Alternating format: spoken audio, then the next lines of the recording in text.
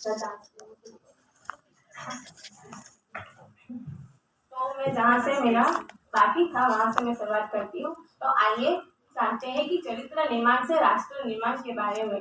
तो आज हम चारों ओर देखें तो शोक और निराशा का वातावरण छाया हुआ है। हमारा उस वातावरण को बदलना चाहते हैं, पर इस कार्य में हम अपने आप को असमर्थ पाते हैं। हम इस दुखद परिस्थिति के लिए सरकार को, समाज को और अन्य व्यक्तियों को दोष देते हैं, पर कभी खुद के दिल को नहीं खोजते हैं।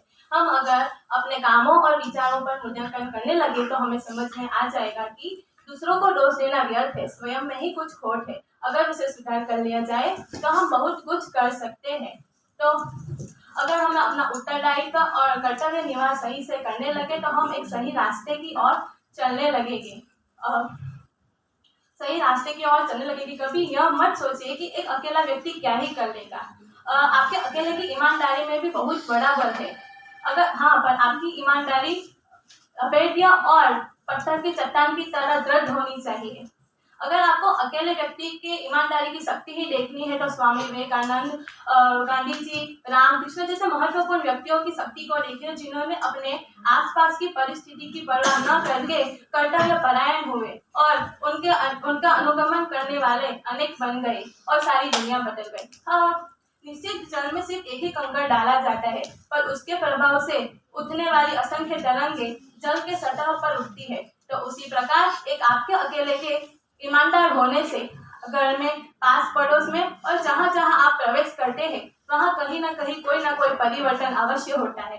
अब बात करते हैं परिवार की। तो परिवार में आप सदस्य हैं और यदि आप परिवार के सबसे बड़े सदस्य हैं तो आप उस छोटे से समाज के प्रमुख कहलाओगे।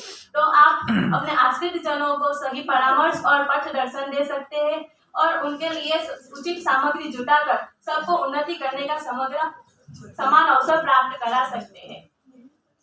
तो परिवार एक प्रकार की नर्सरी है। जैसे नर्सरी में फूलों और छोटे फूलों के पौधे को उगाया जाता है और बड़े होने पर वही उद्यानों और बड़े बंगलों की शोभा बढ़ाते हैं। उसी प्रकार जो हमारे परिवार में बच्चे जन्म लेते हैं, पलते हैं और शिक्षा प्राप्त करके बड़े बनते हैं, वहीं आगे चल के भारत देश के उत्तम नागरिक बनते हैं और उनकी कर्तव्य निष्ठा और ईमानदारी से पर ही देश का भाग्य निर्भर करता है।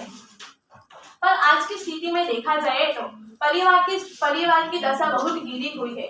गरीबी और उत्तम सांस्कृतिक वातावरण की कमी के कारण पारिवारिक जीवन दूषित होता चला जा रहा है। स्वार्थ की होड़ में आकर सबके भाव प्रबल हो जाते हैं और वो उससे काफी दूषित हो जाता है देश हमारा और उससे काफी प्रभाव पड़ता है। और इसके लिए हम कोई कानून नहीं बना सकते हैं। अगर कानून बनाए जा सकते और यदि बना भी लिए जाए तो इससे कोई लाभ नहीं होगा। हमारे देश में काफी कानून बनते हैं पर उससे जो प्रभाव पड़ना चाहिए, उससे जो सुधार होने चाहिए वो नहीं हो पाते हैं। एक और कानून बनता है और दूसरी तरफ कानून को उल्लंघन करने के लिए काफी उपाय खोज लिए जाते हैं। तो ऐसे हम समझ सकते हैं कि हम चारित्रिक निर्माण और राष्ट्रीय निर्माण करना कानून के हाथ में नहीं है, हमारे स्वयं के हाथ में है। तो हम अगर सब खुद का सही से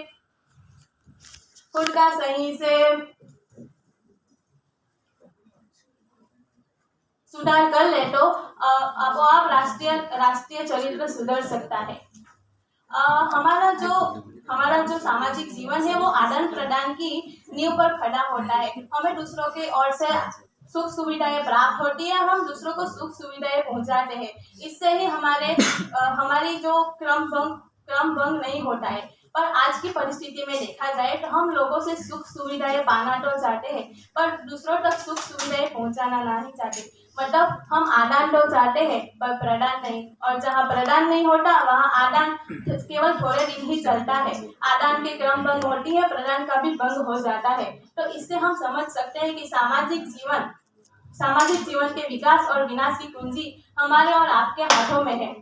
तो हम सब अपने उत्तरदायित्व का सही से निर्वाह करें और समझ सकते हैं कि देश का भविष्य हमारे हाथों में है। तो हम सब अपने उत्तरदायित्व का सही से निर्वाह करें और अपना देश को सुधार करने का बोझ स्वयं स्वीकार करें, जिससे आगे चल के आगे चल के देश को अग्रसर कर सकते हैं। Thank you.